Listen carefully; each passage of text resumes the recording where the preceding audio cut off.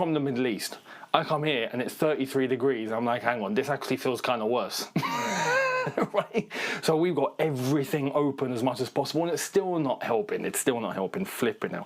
Anyway, make sure you're here for later on. We'll get into video number 2. Let's get cracking with the latest on Chelsea Football Club. And we're starting in the midfield position. The midfield position right now, we've already known that there's interest in Alex Scott and all of that. Well, what did I tell you that word on the street was? The word on the street, again, which means rumour. Word on the street was that Chelsea are keen on Alex Scott. Alonso really likes Alex Scott. But it doesn't have to end there just because Henderson walked in. So, let's see what Simon Phillips had to say today. Here it is.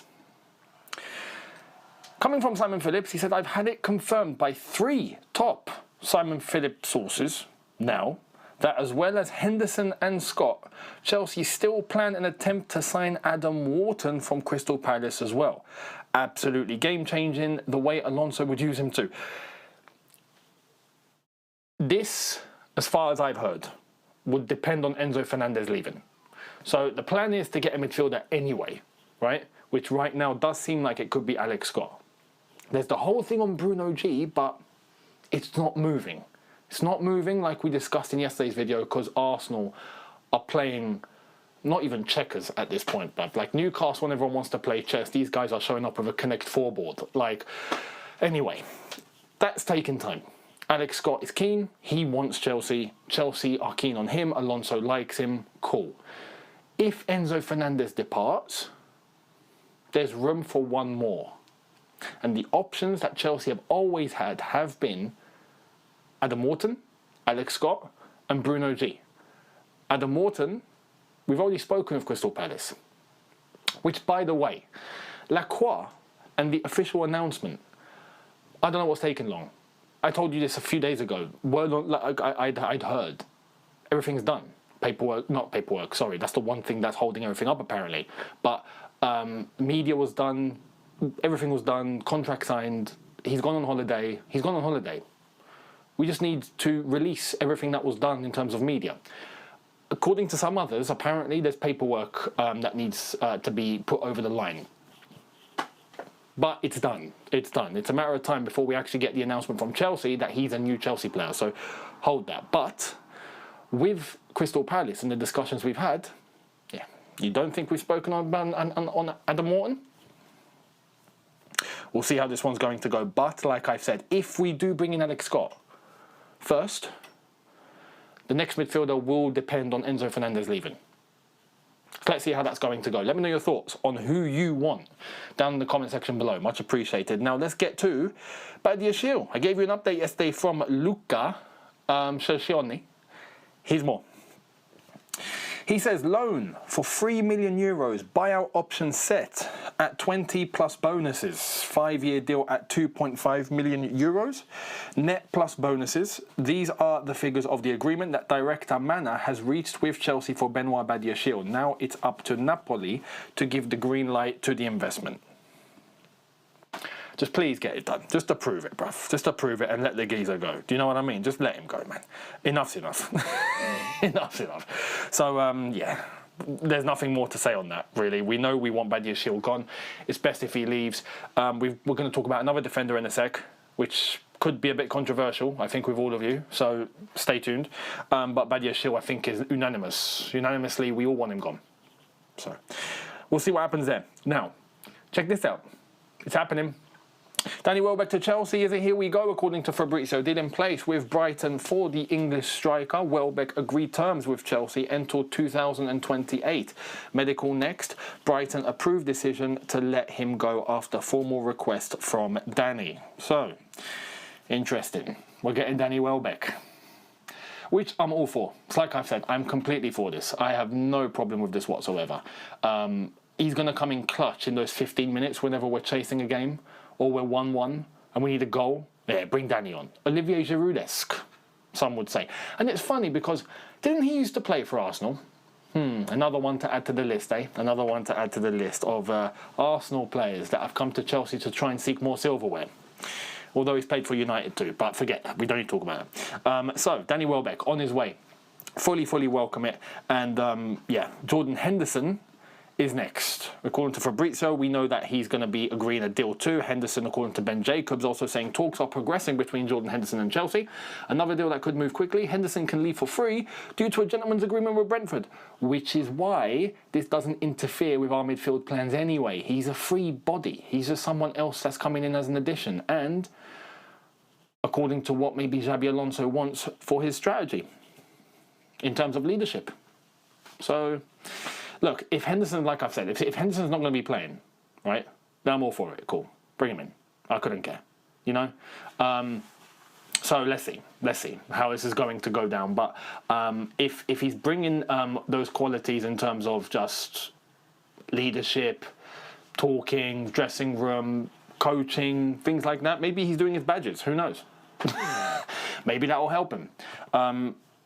Then cool. But if he's not, as long as he's not interfering with actually being an option in midfield to play often, then cool. Yeah, bring him in, no problem. Alonso knows best in this regard, I feel. So keep your eyes on that to happen very, very imminently too. I'm guessing these two will join up with pre-season over in Asia. Now, because of Welbeck, we've got news on Delap. Here it is. Delap would still love to fight for his place to try and have an opportunity at Chelsea, but now with Welbeck coming in and João Pedro being untouchable, plus no Europe, it could be difficult to find space. Delap, with all due respect, bruv, thank you, but cheers, thanks, the door's there. Like, with all due respect, I'm saying that respectfully, because at the end of the day, the highest level is the highest level. If you're not cut out for it, you're not cut out for it. I'm sorry, but even yesterday, and I know it's pre-season, but Satpayev showed more impression. Do you know what I mean? Like, Delap is not cut out for this level. End of story. End of story. Do I think he can do well elsewhere? Yes. He done well at Ipswich.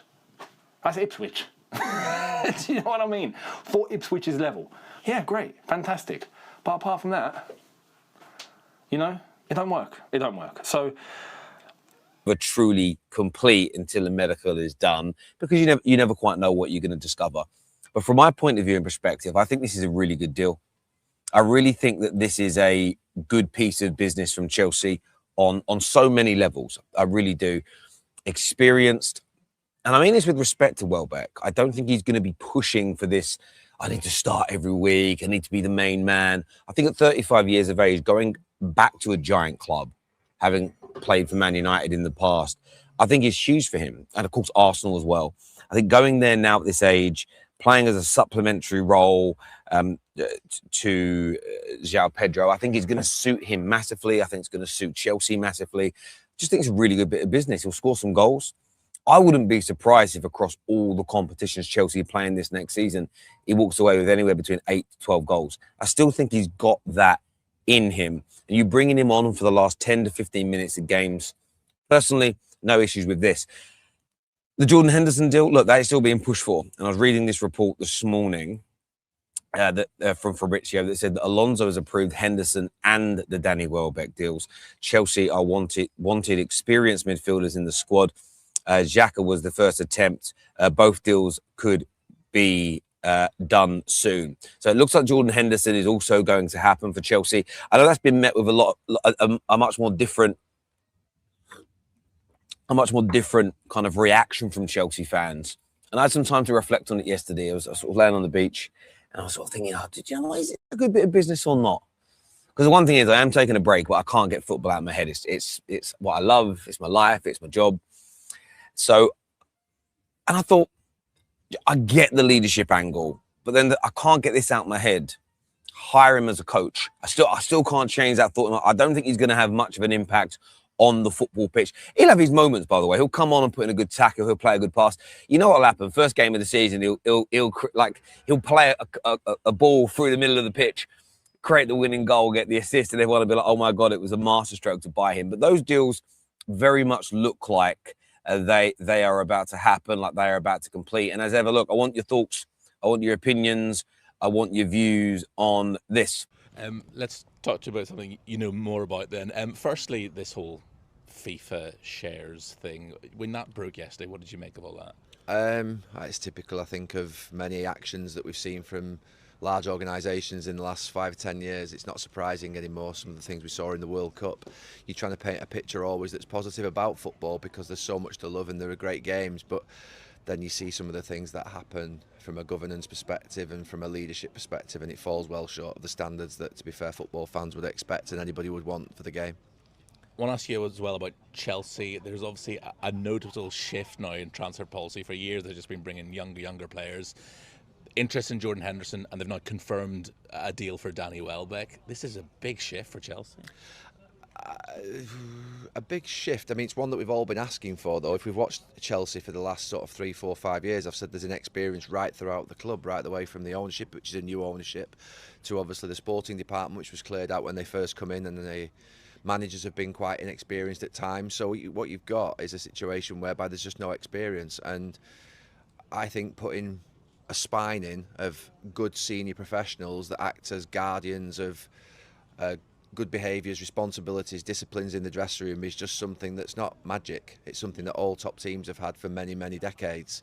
And so putting Jordan Henderson in, who knows how to win a Premier League title, Danny Welbeck, who knows how to win a Premier League title, their job is as much off the pitch as it is on the pitch. They're still good players. They can contribute maybe, don't know, 25 to 35 games a season at a good level, but what they will do is all those young players there at Chelsea, they will make sure that they turn up every single day, give their all, come back exactly the next day and do it again. And that's been a problem. I don't think the young players at Chelsea have had any particular guidance or leadership around them on the pitch or off the pitch. They've now got people who can do that and know how to get around the block. Some move for Danny Welbeck at this stage of his career. Yeah, and I said 10 years ago that Manchester United should never have sold Danny Welbeck. He's gone away and done brilliantly well. He's coming into a sort of what would be a little cameo at the end of his career as well, but he's a fantastic player. Worked with him obviously as a teammate, worked with him obviously with England as a coach. He was fantastic for England, and he's been good in the Premier League as well. So yeah, it's a good move for Chelsea, and it gives them a real option up front. Just one final one very quickly. It looks as if Vinicius Junior will now stay at Real Madrid, but superstars like that are what we want to see in the Premier League, and I think Arsenal were hopeful they might be able to do something. Yeah, I just saw the rumour. I didn't know how much truth there was in it. Obviously, it would have been a spectacular signing, but yeah, I'm not surprised that he would stay in Madrid. I think you're right. We do want great players in the Premier League, but I think my view on the Premier League is that it's been at its best in the last, well, since it began, through the best managers being in the Premier League, and then the best teams tend to follow. So I'm more interested in the best managers coming into the Premier League than the players. We obviously want to create the best players, but we very rarely beat Barcelona and Real Madrid to the top players in the world, and that's been something historically that's happened over sort of 30, 40, 50 years.